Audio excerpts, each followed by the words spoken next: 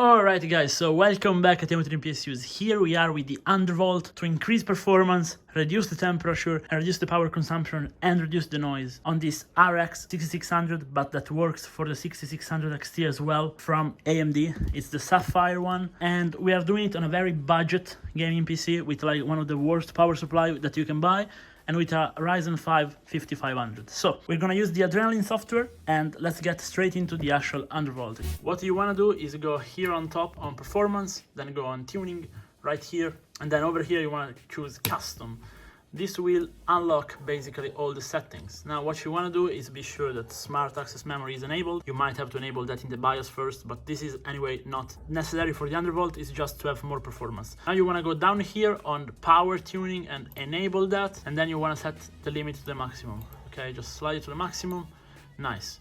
Now we move on to the left side. Okay, so you want to go on here, enable, and then bring this one up and just set 2200. Okay, now go on here and just set 2700.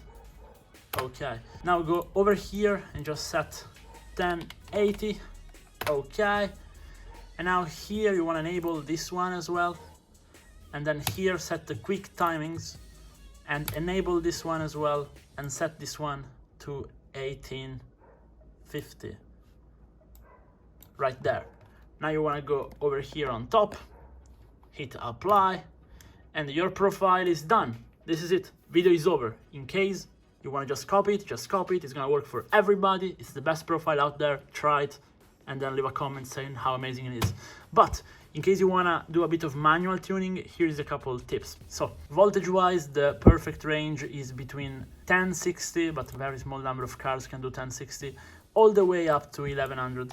Don't go up higher than 1100, okay? Personally, I think really you should keep 1080. Now, for the max frequency, actually, if you want it to be a bit more conservative, you can just keep 2600 right here, okay?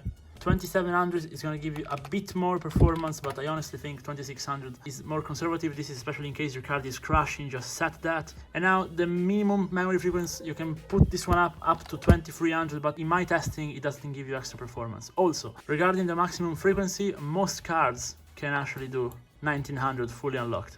So in case you want to finger with it a bit, you can try that. But this is basically my settings, and this is it. Try it and let me know. If you aren't subbed already, drop a sub, drop a like, and see you in the next one. Bye.